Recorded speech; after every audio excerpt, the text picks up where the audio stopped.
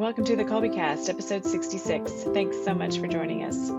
In today's episode, I have the pleasure of conversing with Ashley Massey, an academic advisor and one of the deans of students for Kolbe Academy, and Kim Crawford, a beloved instructor and department chair. We canvass the ways they approach building community and relationship across the miles and among generations to meet the needs we all have for connection. We might also rhapsodize about our mutual affinity for libraries.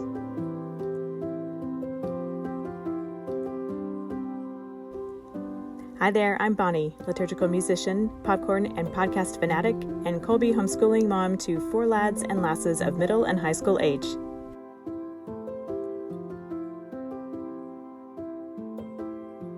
I'm in the virtual presence of 2 fearless ladies, Kim Crawford, chair of Kolbe Academy's English and Literature Department, and Ashley Massey of Kolbe's Academic Advising Office.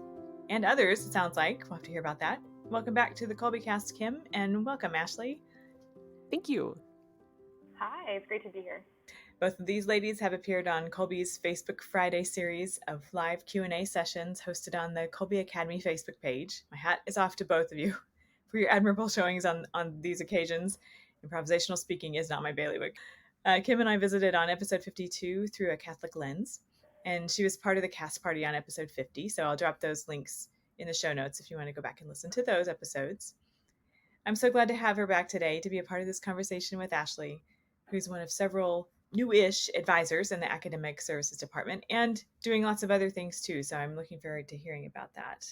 So Ashley, we're hoping to get to know you a little bit today and get your perspective on aspects of Catholic homeschool life. I understand, though, you were homeschooled yourself in high school and have worked in libraries, which are some of my favorite places. I'm one of those people who maxes out her library card and teaches my children to do the same. And so do you have any standout memories from your library days? Oh, I mean, there are a lot. There's so many memories from library days. Yeah, so I was homeschooled in high school. So growing up, going to the library was very much a normal thing for my family. We went there every week. We would bake things for the staff. That's kind of how we got to know, how do we find books and how do you find materials and, getting to the best resources, primary source materials, things like that. Yeah. And that was actually for being hired at the library. I stayed at that library for, I think, 6.5, 7 years, so like through my high school and college days for my undergrad. And my 2 younger sisters also got jobs there. So then it became a family thing. We all worked in different departments, but, helped each other. So it was great growing up, around family and with family and all of us sharing that love of learning and of books with the library. Unfortunately, I think all of my memories are kind of like the crazy things of what people would return to the library. And sometimes you'd get, I remember this audiobook back and it was like infested with bugs and opening it up to check it back in and it was just all these insects crawled out and such a gross experience. But I got to meet some really great people. I think when you have, coworkers that share your same interests, hobbies, especially love of reading, even if you see life completely different, you can find such amazing ways to connect with others. And I think some of my greatest friendships are those that I work with at the library district, and I still keep in contact with them. So that's the blessing there. Yes, it's been our happy place for a long time, story time, and now everybody is in a different stage, but still make frequent use of the library. Yeah, there's so many great resources. From books, movies, audiobooks, taking tests at home, studying for the AP exam.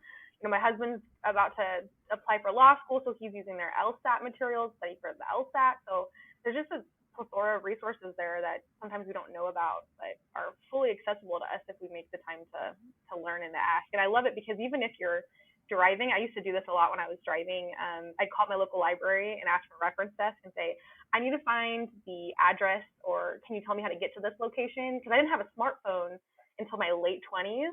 So I would just call my library, like, this is where I'm at, this is where I need to go, how do I get there? Because my dad got tired of me calling him. So, that's another great resource, use your librarians for that information, anything. I wouldn't have thought of that. That's a genius idea. I know there's so many resources available through the library. I barely scratched the surface of what the library offers, I think. Right, yeah. Okay, so that's very interesting. I love hearing the stories too. We have a dear friend who has worked for the library for a long time, and sometimes. Yeah, crazy things. And I work for 3 different districts in Las Vegas, so both, the college library and Henderson in Las Vegas. So it's very different populations, different people, different needs. But, library staff are always willing to serve, which I find, very attractive. Like, how do we help people? How do we get them connected with their resources or things that they need? So, I agree. Libraries are fantastic places for families. In fact, whenever we have a new kindergartner, it's a big deal. We go to the library, we sign up for the library card once they're, an established reader, and I take a picture of them with their card and their book that they're checking out and with the librarian, and it's a whole thing. And just it's a place of memories. We've been to magic shows and reptile shows, and it's of course family, community, everything happens at the library too. In fact, one of my kids when they were little was telling his sibling to knock it off because mom can find a corner anywhere, even at the library. And so just libraries being don't so prefer. integrated into family life and in the community, it is just my favorite. I was upset the other day and I was like, I need to go to the library. And I went and browsed and I felt a lot better. And I came home with 10 books, which was awesome. And then, we went to Yep. reconciliation the other day and then out to breakfast and then to the library. And so just having the library just as a community place, as a feel better place, as, the occasional stand in the corner place is just such a wonderful thing to bring into both your family and the community at large. Love it. Happy place. Yes. So I understand you were homeschooled as a teenager yourself. I'd love to hear more about that. Sure. So I was actually homeschooled in high school. I went to a private, like, parochial school that my grandparents had gone to. So it was, my community. And when I graduated 8th grade, most of my peers were going to a local private Catholic high school, which wasn't really known for being truly Catholic, and a lot of, drugs and things that my parents don't want me involved in. So they decided, let's homeschool you. So this was 17, 18 years ago. So, Okay. Homeschooling back then was very different than it is now. So I was actually homeschooled through Seton, a competitor of Kolbe almost. So sometimes people ask me their questions, how does Seton compare to Kolbe? And I thought, oh, that's 15, 20 years ago. So I can't really describe too much in detail. But I was homeschooled and I hated the first year. I created so many problems for my parents. And then after 9th grade, I didn't want to stop homeschooling. I didn't want to stop homeschooling so much that it took me 5 years to graduate high school because I drug my senior year out because I was terrified. I was terrified of, do I know enough to go to college? I didn't have any other sibling students in my own grade level. It was just, me. And then I had my 2 younger siblings who were 3 and 5 years younger than me. So I was kind of the guinea pig for all of this, So I remember just telling my mom, like, I don't want to go to college yet. I'm not ready. And she kept trying to motivate me, like, don't you want to graduate high school the same year all your friends graduate high school? And I'm like, they're not even my friends anymore, from my 8th grade class. I wasn't concerned about that.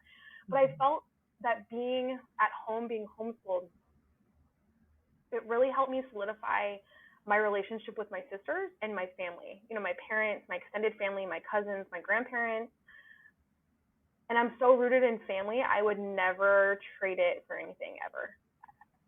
I thank my parents all the time for homeschooling me now. I know that 9th grade year was rough, and I apologize to them for that.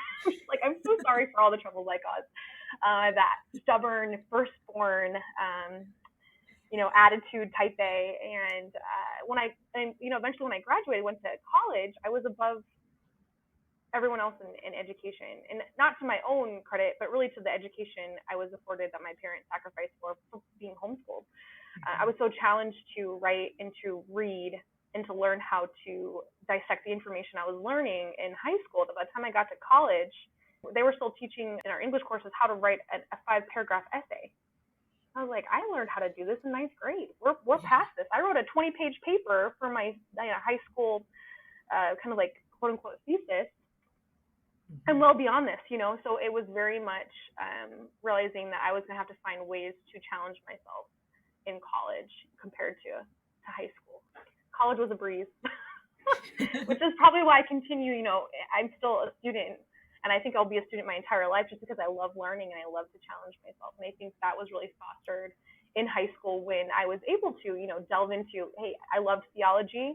I could read theology books all day long. I could spend 3-4 hours, get all of my schoolwork done, and then read whatever subjects that I really wanted to delve into and learn more about. Or, my mom had us in a pottery class where we learned how to throw clay and make all of these horrible pottery things that my sisters and I now want to throw away because it's so atrocious, but my mom hangs on to because they're, part of our childhood.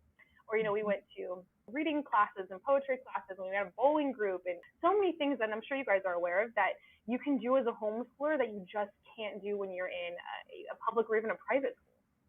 Yes, there are so many experiences, so many opportunities, more so all the time. Yeah, I think that ninth grade year is just a humdinger for everyone, isn't it? It's gotta be, right? I mean, no matter if you're in brick and mortar school or homeschool, right? There's just that transition of you're leaving middle school for high school, and this is more focused on what the rest of your adult life looks like. Although it doesn't determine everything, it's kind of your first chance to really take that intentional moment of, I'm going to dig in deep because this is going to set the precedent for what's to come. So it is, I think it's scary no matter what. Oh, that setting the tone for the rest of your life. I remember the night before ninth grade, I had this, and first child, oldest, type A, I had this super dramatic moment where I looked in the mirror and I was like, Kim, tomorrow is the first day of the rest of your life. And it was ridiculous. And I mean, what kind of movies or TV shows that I've been watching that I was just building up this moment? But it did. I mean, knowing to take it seriously, I took it seriously, and I was so driven in high school, and then was able to get a scholarship to go to college, and then was driven in college so I could get into the School of Education and then as teaching. And so it really does help set the tone. And then you have to do a 180 when you have 6 kids, because you got to relax, man. If I stressed out about everything like I did in high school, I would have stopped at 1 and just, now I'm so laid back, I'm almost dead, because just you have to pick your battles and just, you know what? Go with it. It's okay that someone scheduled a birthday party at the same time of ours. Who cares? Right. More cake for everyone. Right. And that's how the library becomes a safe space, right? That's you right. Need to leave your Mom, home. calm down. Let's go to the library. It's taken me a long time to come to that place of, like, if we're late somewhere, we'll get there when we get there. Not because we are just sitting around and not proactive about getting where we need to be, but things happen and we are not always going to get where we need to be exactly where. Anyway, so then how did you find your way to Kolbe, or did Kolbe find you? I'm trying to think about how it happened, because there's actually a period, I think of a year and a half. So in between, working at a library, I became a net missionary for a year and then worked for Net Ministries for a second year. I came home, returned to the library, and I'd always wanted to be a youth minister and started a master's in pastoral studies to work on marriage and family life, and then wanted to start my counseling degree, because working with families in a church setting, you kind of see a lot of the struggles and wanting to get to the root of those struggles. And I knew, I can only do so much as a youth minister when I was a youth minister.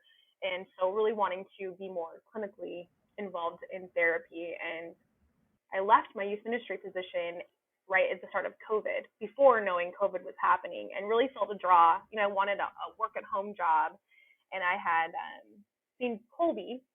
And so I think from being homeschooled, I'd always had a draw to help the homeschooling community and to help families. I think that's one thing that all of my work experience has in common, is how do I serve to help families and serve the person and connect them and see their dignity and help them see their dignity. And so I had previously looked at applying for Seton out of college, my first college degree, and then kind of got involved with Net Ministries and came home and was kind of searching for the path and kind of waiting for God to kind of open the doors of what was next, and was searching for work at home positions and in education. And I wanted something Catholic to help, the mission of the church and to help strengthen those families. And that's when I kind of discovered Kolbe. I had never heard of Kolbe before, and started researching them about a year and a half ago. And I had seen positions open for substitute teachers, and I had substitute taught in a virtual school in Nevada before for 4 or 5 years. So I was familiar with what it meant to substitute teach online. I was in K through 12, but I was normally in K through 8 when I taught. So I was familiar with that, and I just had a prompting in my heart, like apply, apply, apply, and of course, did not apply. I did not do it. It just didn't. As much as I felt it on my heart, it didn't seem like the right time. And I think knowing how God speaks to you is important, because that is something that God does. Is He puts something on my heart for a pretty long time, and then in a moment, it's just do it. And I know when that moment is, and I also know when that moment's not. And it wasn't quite that moment to apply yet. And then 9 months to a year later had passed, and I saw more positions open. And I thought, I regretted not applying last time, so I'm going to do it this time. Got an interview, was hired as a substitute teacher, and then was also brought on as an academic advisor. And so I started that about the same week that I got married this year of 2021 in January. So it was just a whirlwind of changes all at the same time. So that's kind of what led me to Kolbe. It was definitely prompting of God, and my stubbornness, in a way, kind of prevented it from starting earlier than I could have. But, everything in God's timing and providence. So no regrets there, but I'm so thankful to be a part of this community. From my peers, my academic advisor peers, the executive team, the teachers, the students, the parents, everyone. It's just a joy to work with them and try to figure out, how do we best serve your family, and how do you best serve your family as primary educator, and giving or empowering parents to know that, hey, this is your God-given role, and it's not something to be scared of, because God's going to ask you to do it. He's going to give you the grace to do it well, and to do it well in your failings. I think that's the most comforting part. And so when I get to speak that to parents, I think it helps me know that for when it's my time to be a parent, that I'll be prepared, but it also gives me joy in sharing that we have a God that loves us so much that He's going to help us do those things well that we're called to do. He's not just leaving us stranded. Being the primary educator is kind of a scary thing, especially when you're new to homeschooling, and to know that you have a God that's right there with you in that, and the messiness of what we know at homeschooling can be, as you guys described, right, with all of your kids. You have to kind of let things go, and birthdays will get double scheduled, but you see the joy in it, right, Kim? Like, more cake. Focus on the good, and the good gets better. So I think that's kind of like what led me to Kolbe, and why I have no plans on leaving in the near future.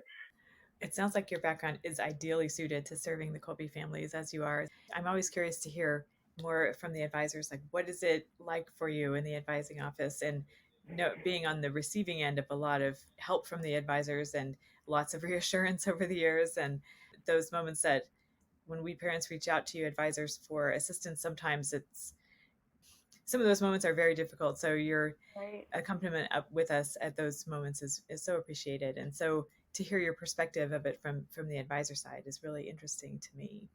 Sure. And I think, it can be difficult when you especially are new to homeschooling, because you have so many options now, compared to when I was homeschooled. There were a couple choices that we got to pick. My parents picked for me. And now you have, Kolbe alone offers, you have an online program, you have self-paced courses, you have traditional school at home courses, you can do a mix of all three. And I don't like options. I like cut and dry, like, this is my one choice. It's okay. I don't have to veer off. It's like the safe one choice. And with Kolbe, we give so much customization.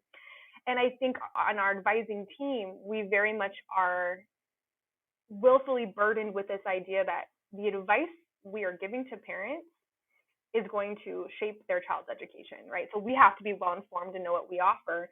And that's difficult. I have to learn the curriculum and best choices for what suits their student specific needs, because we are so customizable. We really want to help each child individually. And that doesn't mean that everyone gets a cookie cutter plan. It means we get the option to mold and create the best curriculum for your student. And even looking with them, special learning needs students who might need either a higher level of reading, math, English, whatever it may be, or a lower level, and to be able to provide the accommodations to help parents know what they can do, whether it's the online classroom or traditional school at home courses, how they can modify that or accommodate their students in the online program to best learn.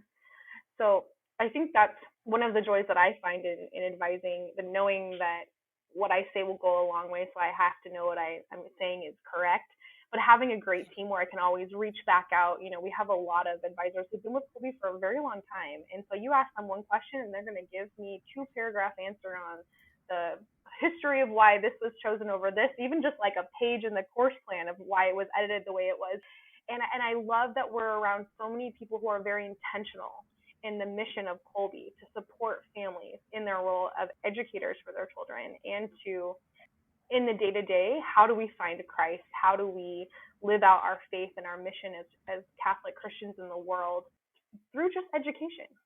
That's something I've long appreciated about Kolbe, is the respect that everyone shows to the parents interacting. And I was asking Deana Muth on a recent conversation if she finds parents surprised at the wealth of options available. Like you're talking about, that sometimes it's overwhelming how many options there are. And because I was one of those, like, oh, I don't even know, just tell me what I need to do. Or, Right.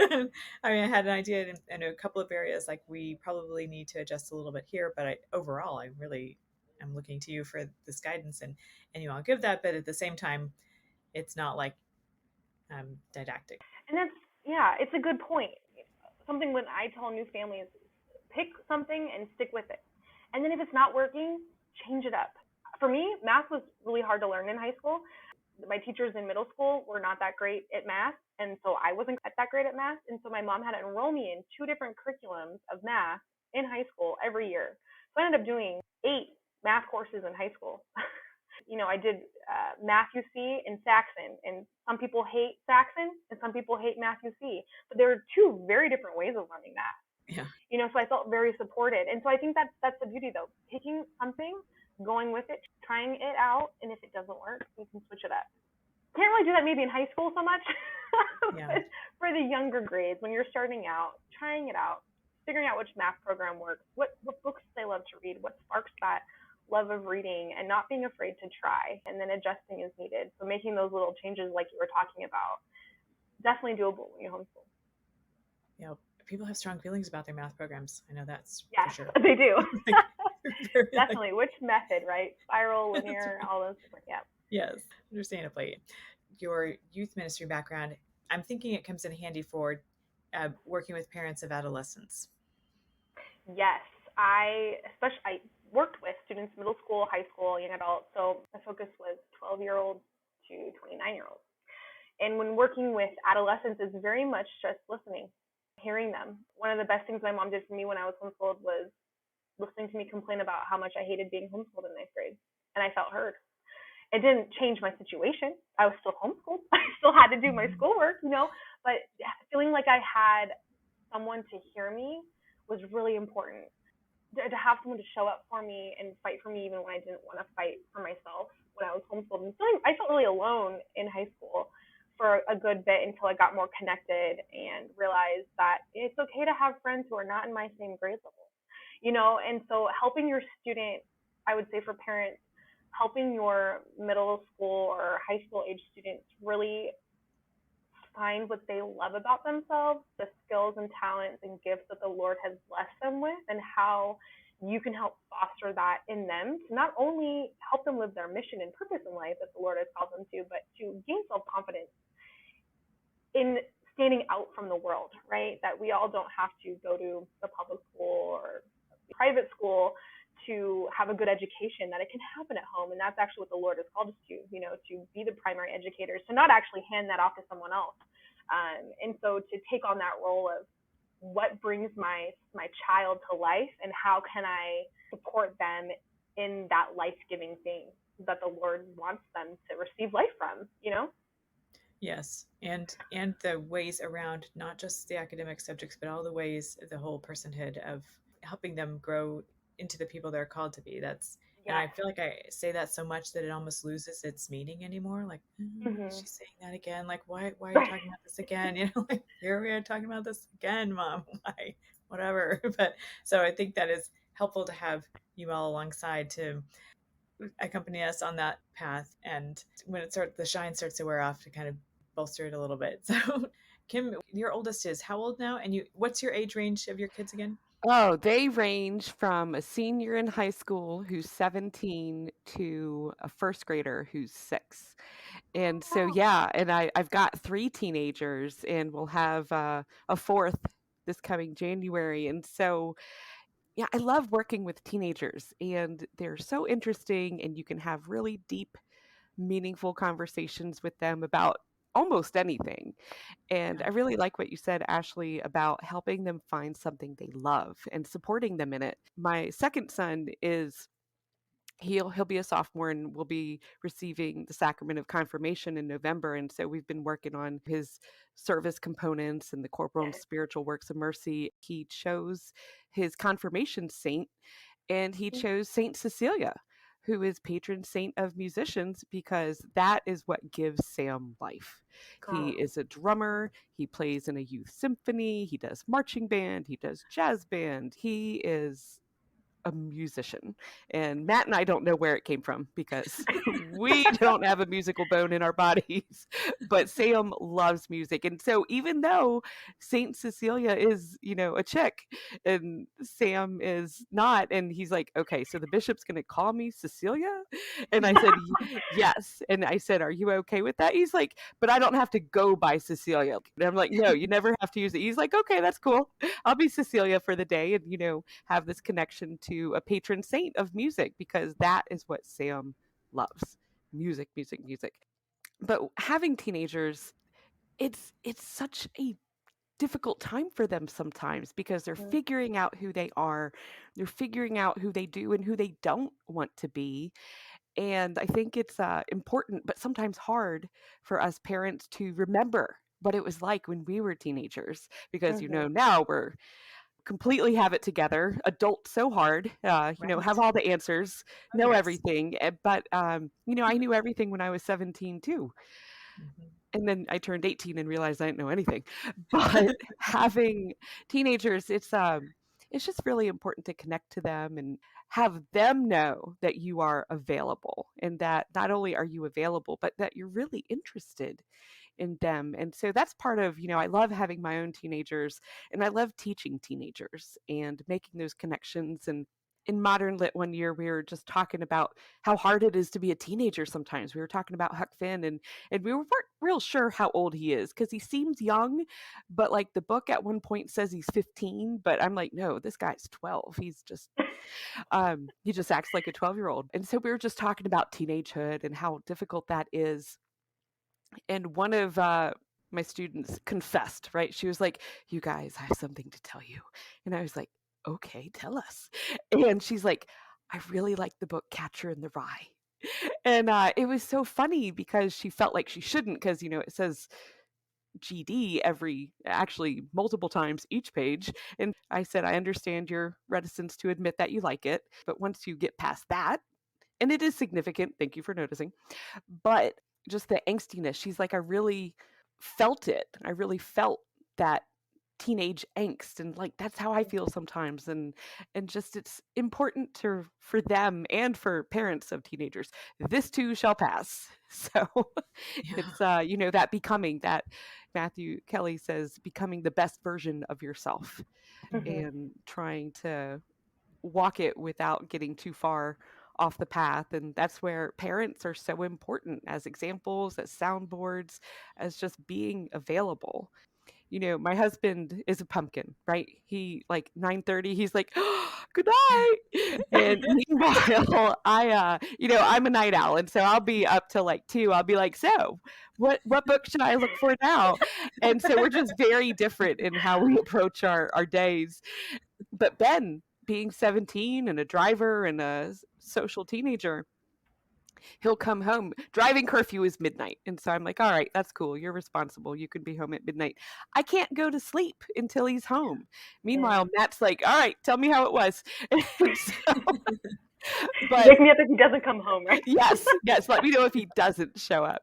And I don't mind. One, I'm a night owl, so I'm up anyway. But two, like, I'm getting older. I'll start getting sleepy around 11:30, but I'll make sure that I'm available for him. So if he wants to Mhm, chat about how his night was, or, if he comes home jazzed or if he comes home upset, that I'm available. And so I Yeah. think that's such an important role for parents, and something that as a teacher, I'm sometimes in loco parentis, right? I'm their parent while they're with me. And I have lots of people share. There's this homework activity that I have students do called Mercy. And they do it once a week. And they take one of the 14 corporal or spiritual works of mercy and apply it to what they're reading that week. And, it's a great opportunity for them to be the hands and feet of Christ, but then also for them to explore their thoughts about things. And then I can start a dialogue with them about, you know, I had a student who was like, "Oh, I'm really struggling with my faith," and so that was an opportunity for us to talk about doubt and faith. And I want to say it's Matthew 9 something, Lord, I believe, help my unbelief. And so it was just a really lovely opportunity to walk with her and grow with her a little bit. Yeah. And so just being a teenager is so hard, but so wonderful. There's just so much potential, and your whole future is ahead of you. Such an exciting time of life. It's true. Once you've fostered a relationship with teens that are not your own, right? So Kim, in school setting, for me when I was a youth minister, I remember trying my best I had 150 plus students in youth group, confirmation, young adult, middle school, and I can't be friends. I can't have a youth minister relationship with each one of them. So, I told my core team, pick out 10 to 15 different young adults, teens, and foster those relationships. So that way, when they need someone, you already have a relationship with that person. And I think Kim described that perfectly of she's in this environment with her teens in an education setting, fostering that relationship where when that young adult comes and says, hey, I'm actually struggling with this, or I feel like this is a safe space to say I'm feeling angsty like this character I'm reading about in this book, and I feel this, struggle with finding who God's calling me to be, or who I need to be, or who I want to be, and maybe liking something I feel like I shouldn't, but there's an underlying theme there. And when you're that person, wow, that's such a gift. Thanks God for letting me be that person for this young adult who's trying to find themselves. And I think that goes back to always fostering the positives, right? Like having more good interactions with young people. So it's not always a negative, but meeting them in that moment, like Kim said, waiting up, or she's already up anyway, but meeting her son when he comes to the door, like, hey, how was your night? It doesn't have to be this planned conversation, just meeting each other in the busyness, the realness, the messiness of life, and letting those moments unfold as they can, but just being there, being present.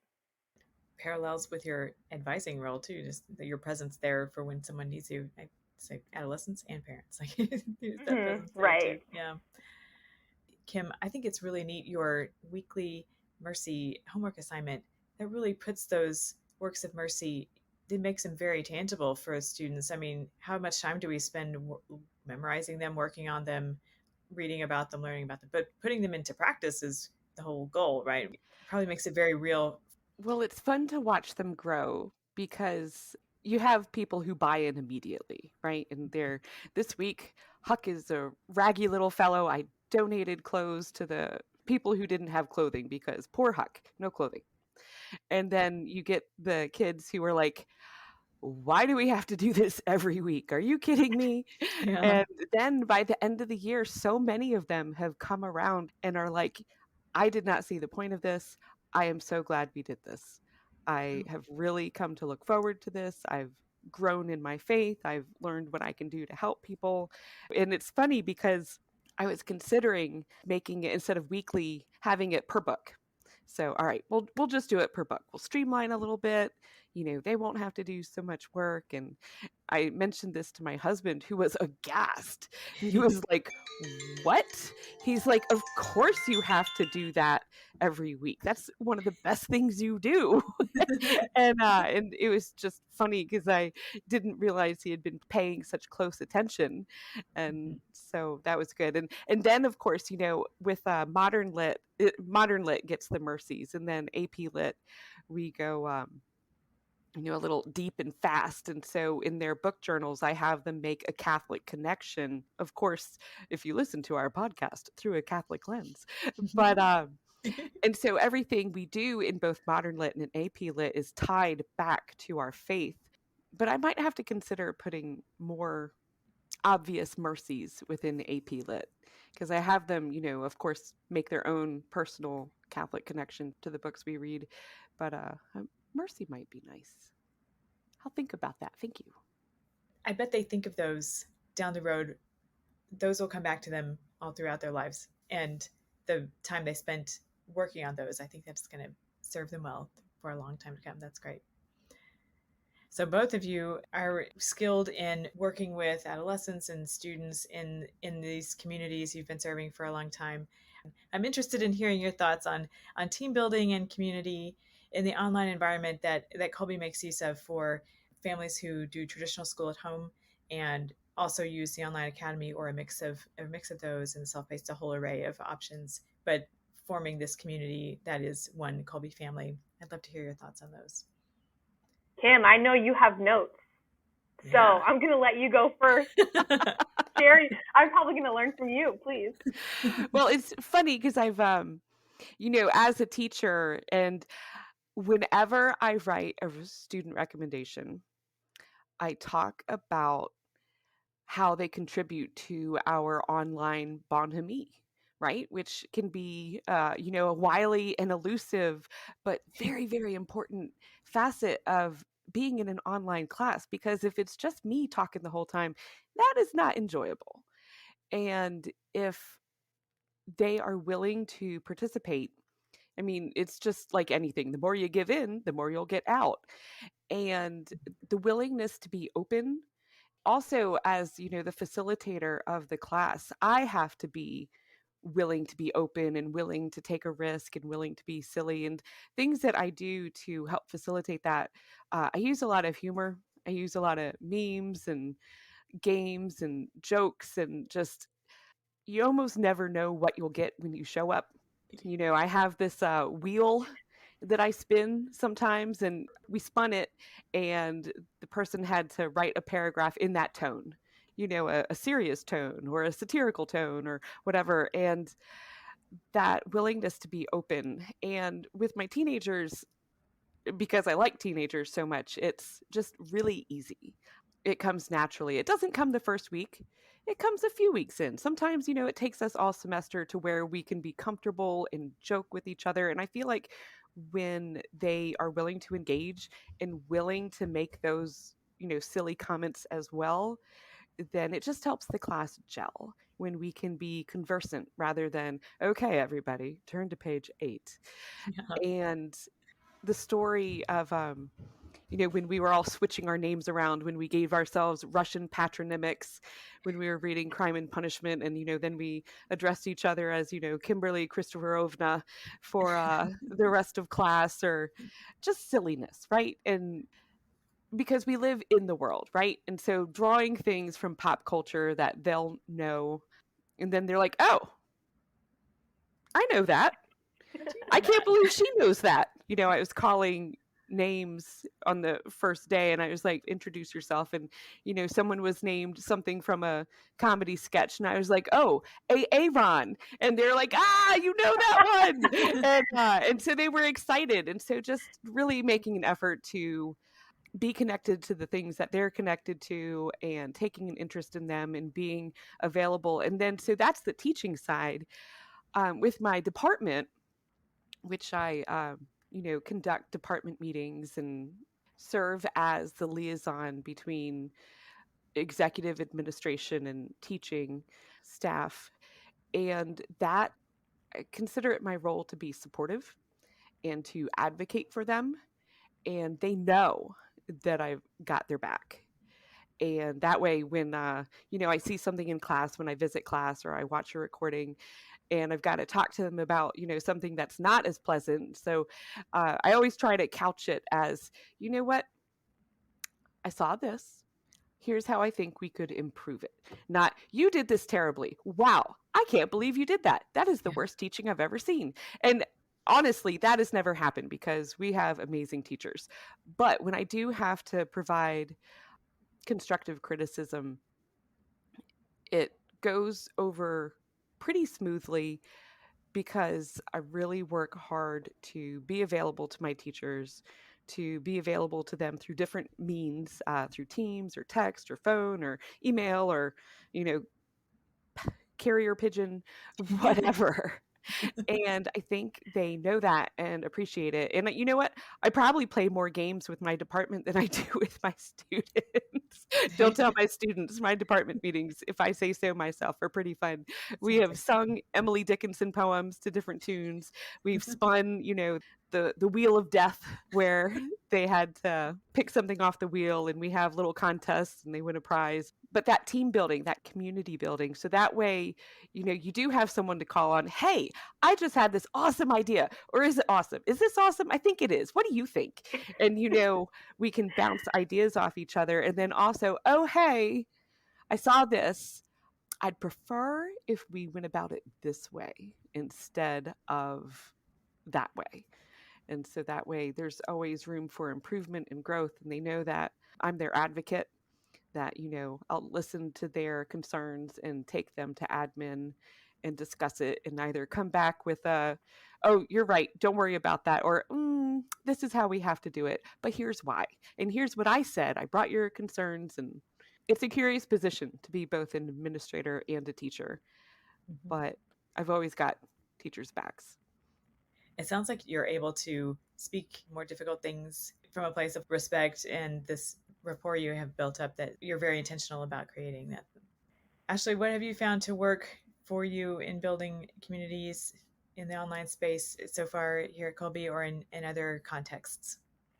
Sure. I think like what Kim had explained, you know, in the online environment, it can be elusive to get that community feel and to feel like you know one another and to be intentional with your time. So when I joined Kolbe, they were actually fantastic about creating a good online community for us advisors.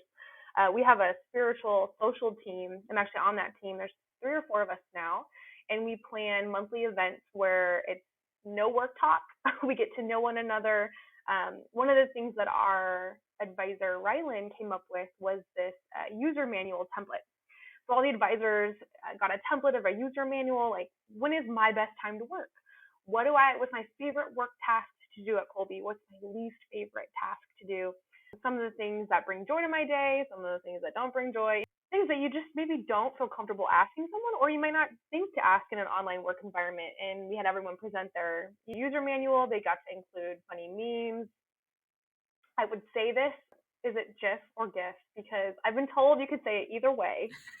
But then I got scolded for saying it the wrong way. So I'm so afraid when I say they got to include, you know, it's GIF is the peanut butter. It's a GIF, right?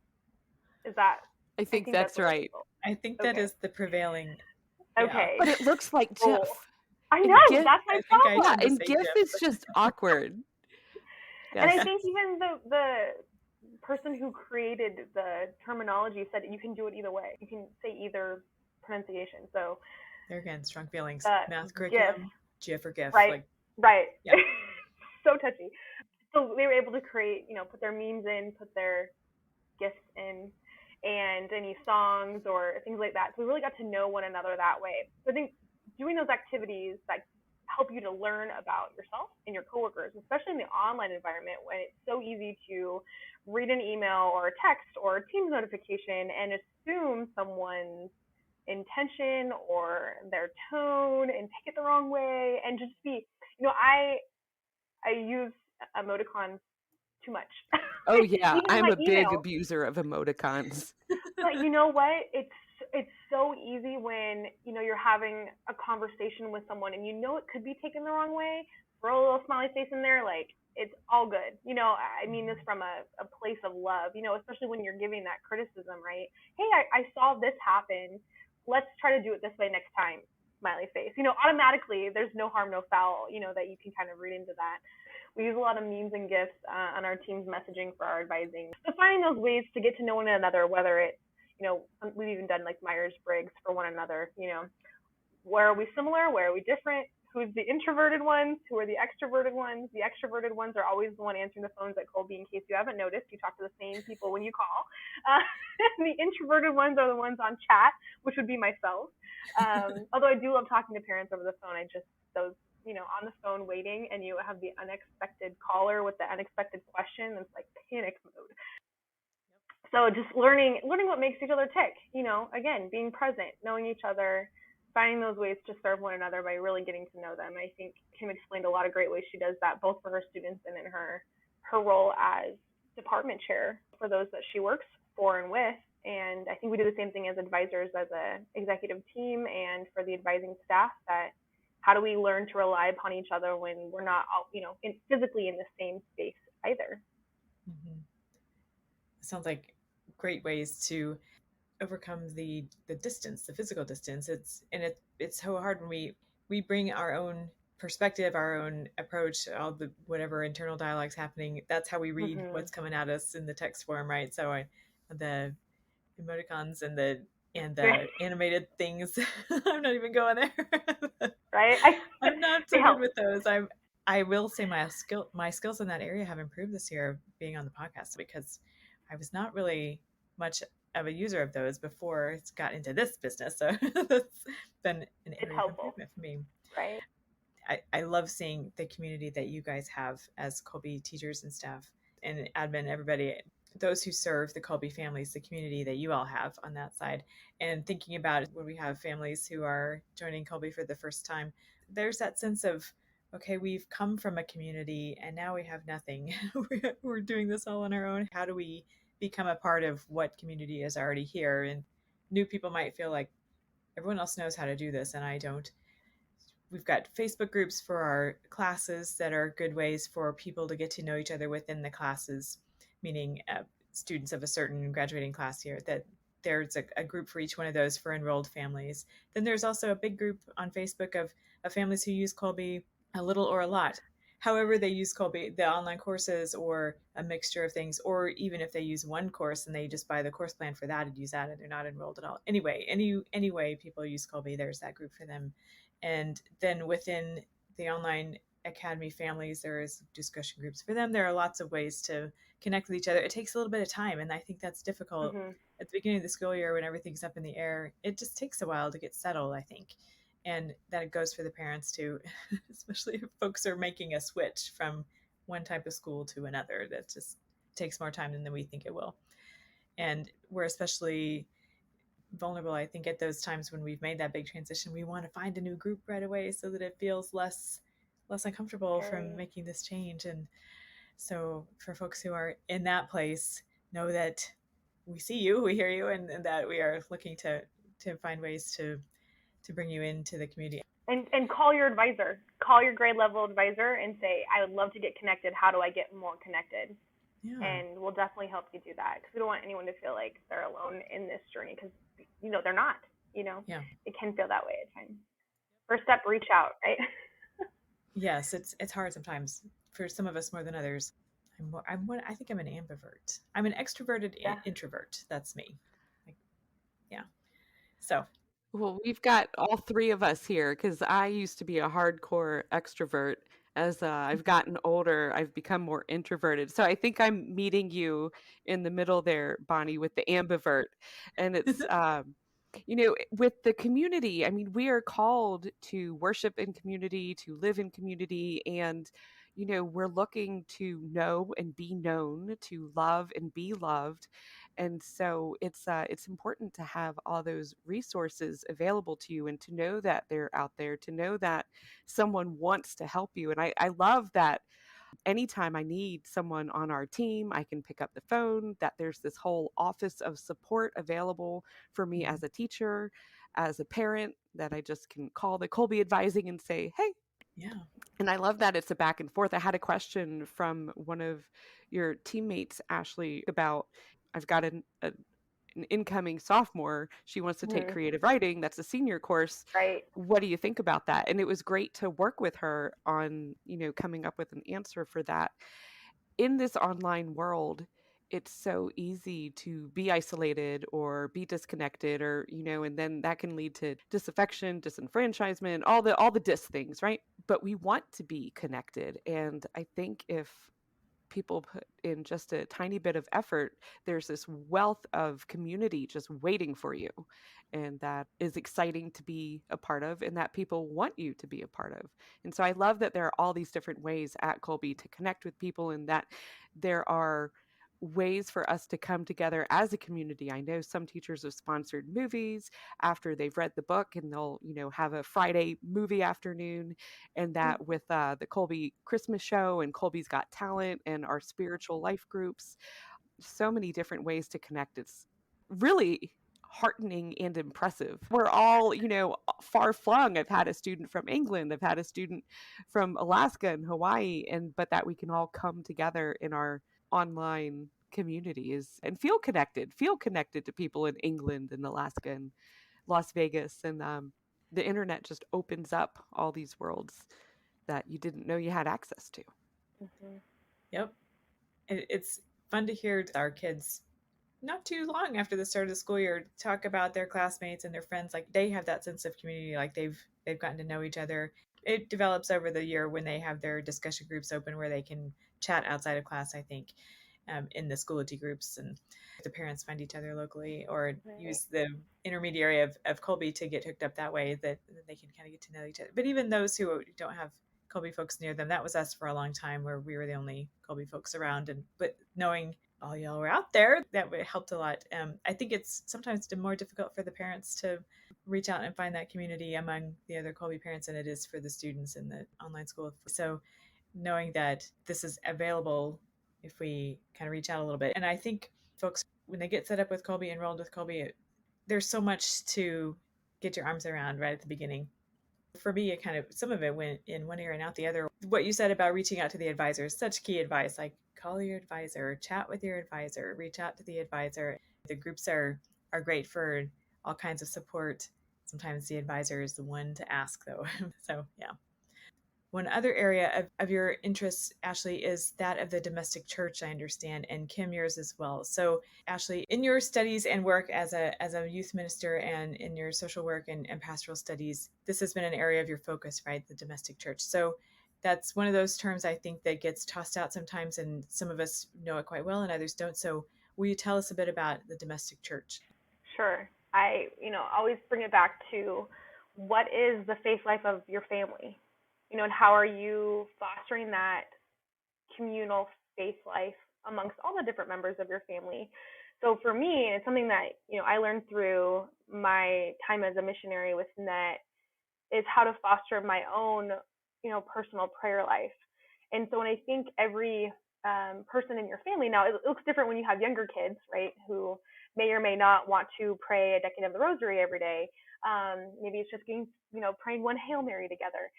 But trying to find the way that you and your family members each can build that relationship with God through that intentional prayer time. Whether it's, when I was a missionary, it was 30 minutes in the day.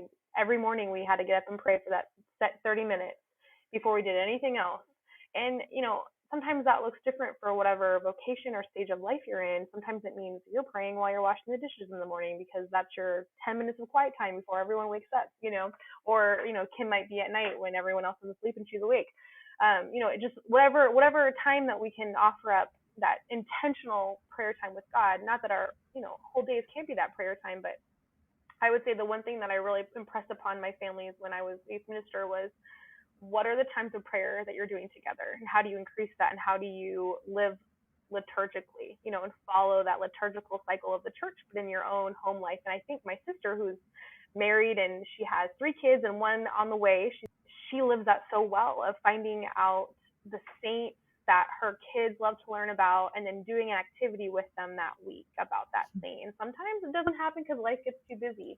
When I see the excitedness of her kids learning about the saints and knowing that they're real people, and knowing that we're called to be a saint, and how do we live that now in our imperfections, and as a family, that's really something that I'm excited about doing. I'm recently married, so talking about those things now with my husband, like, okay, when we start having kids, what do we want that to look like, and how do we do that now, and how do we foster that joint prayer life, and whether it's daily mass together or monthly confession together at the same time. What are the things we're doing individually? What are the things we're doing together? How are we helping each other get to that goal of heaven. And I think when we see other people doing that, such as my sister, whose now 4-year-old daughter can memorize and pray with such fierce emotion the St. Michael the Archangel prayer, and loves to talk about how, God's going to defeat the devil. It's inspiring to see that in her. And so when we see that come alive in other people, it helps that same faith get sparked in our own lives. So I would say, find what works for you when it comes to your relationship with God, and continue to foster that in your family. But Kim, I'm handing it over to you. Okay. I want to hear these notes. I'm so interested. Oh my gosh, these notes, you guys. It's like 6 words. But let's see, 1, 2, 3, 4, 5. 5 words. Doesn't have to be complicated.